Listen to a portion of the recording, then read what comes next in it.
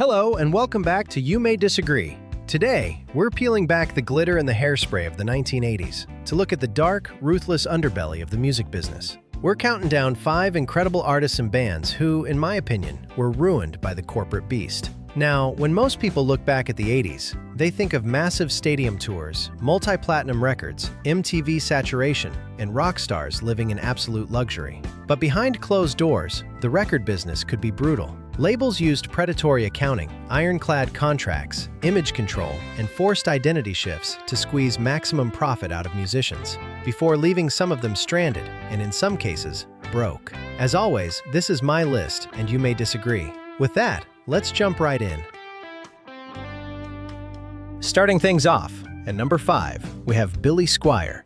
Now, if you read or watch standard internet countdowns, critics love to claim that Billy Squier single-handedly ruined his own career overnight because of that infamous pink tank top music video for Rock Me Tonight back in 1984. But that explanation leaves out the bigger industry story. That video may have hurt his image, no question, but the bigger tragedy is that Squier's story didn't end with one bad creative decision. It kept unfolding behind closed doors, where label politics and changing corporate priorities did far more lasting damage. In fact, if you look back at his breakthrough 1981 album, Don't Say No, Billy already seemed aware of the sharks he was dealing with in the boardroom. His massive, headbanging hit, The Stroke, wasn't just a catchy rock song. It worked as a biting metaphor about the music business and how the major labels could manipulate, stroke your ego, and use you up just to line their own pockets. The real, cold-hearted business betrayal came nearly a decade later, in 1993, with what became his final album for Capitol, Tell the Truth. Billy poured his absolute heart and soul into that record. He stripped away all the slick 80s synthesizers and got back to his raw, heavy, guitar-driven roots. The album was spectacular. But right as it was being finalized, Capitol Records got a brand new corporate president. According to Squier's own account, the label no longer saw classic arena rock as the future, and the record was set up to fail before it ever had a real chance. The corporate machine gave the album almost no meaningful promotional support, leaving it without the radio push or tour backing it needed to survive.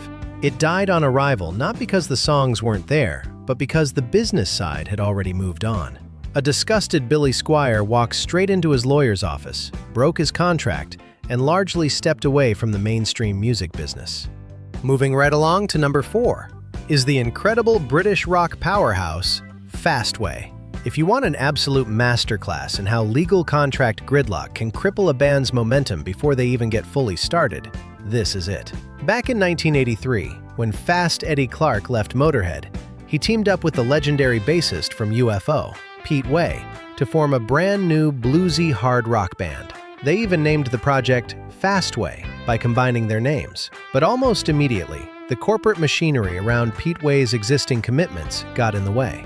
Because of contractual complications tied to his previous band, Way reportedly couldn't move forward with the new project the way Clarke had envisioned. To bypass that legal blockade and keep the project alive, Pete Way was pushed out of the very band he had helped create. Fastway had to record their legendary self-titled debut album with outside bass help, instead of the co-founder fans expected to hear. The business side effectively tore the founding lineup apart before listeners ever got to hear the band as originally imagined. And their connection to the 1986 horror film, Trick or Treat, didn't exactly launch them into the mainstream either.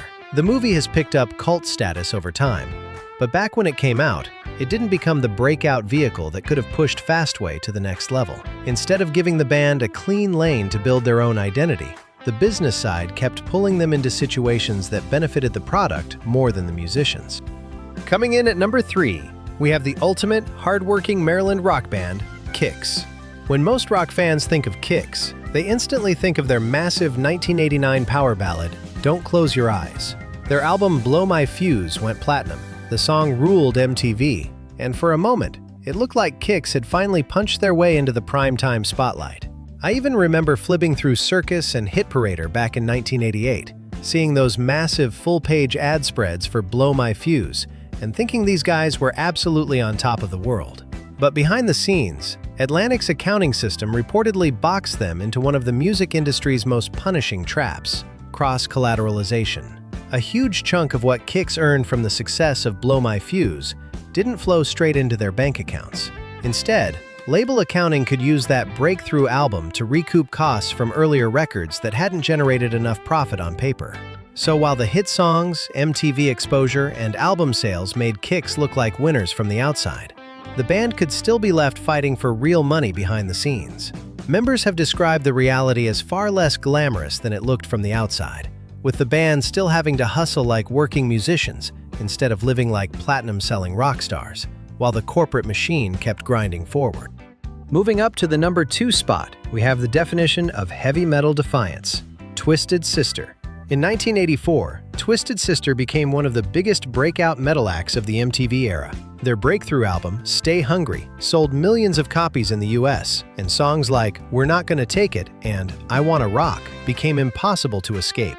But according to Dee Snider, even as the band generated enormous money and visibility for Atlantic Records, the individual members still weren't seeing the album royalties people assumed came with that kind of success. Snider has said the band remained unpaid on those records for years, and that the financial picture did not begin to change until the group briefly reunited to record a song for a movie soundtrack in 1997. The reason was the same corporate accounting trap that swallowed so many artists: recoupment and cross-collateralization. Atlantic could keep charging promotional expenses, video budgets, and other costs against the band's account, keeping them in the red on paper long after they looked like huge winners from the outside. By Snider's account, the band's account eventually had to be cleared before they could finally start seeing royalty checks for the music they wrote.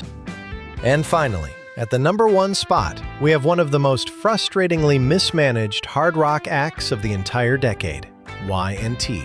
Led by the powerhouse guitar work and vocals of Dave Meniketti, Y&T delivered pure, bluesy, high-octane hard rock on albums like Earthshaker and Black Tiger. They were a ferocious live band, with a kind of musicianship and stage power that should have pushed them far beyond cult hero status. In another industry timeline, they could have stood much closer to the Van Halen level than they ever got. But the corporate machine at A&M Records kept pushing them further away from the raw identity that made them special. By 1984, the label was chasing the cleaner, more commercial sound that could fit radio and MTV. Instead of fully building around Y&T's street-level hard rock crunch, the business side steered them toward outside songwriters, glossier production, and a more polished pop metal approach. And then came the road disaster. Despite landing a Billboard Top 50 album, the band was still trapped in the familiar major label cycle of expenses, debt, and recoupment. By several accounts, A&M released Y&T from their contract while they were still out on tour overseas, leaving the band to deal with the fallout far from home.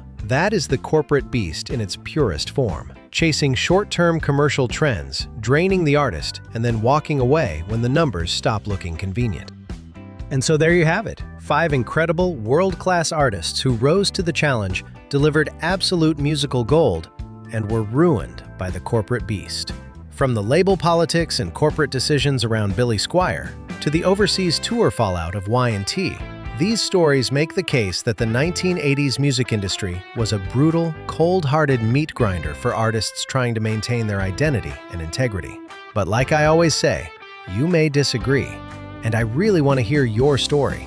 Which of these band betrayals breaks your heart the most? Or is there another classic 80s hard rock group you think the Suits robbed of their shot? Drop your thoughts in the comments below, and let's keep the conversation rolling. If you enjoyed this video and appreciate us calling out the ugly side of the music business, please like and subscribe to help the channel grow. Thank you so much for watching. Take care, and we will see you in the next one.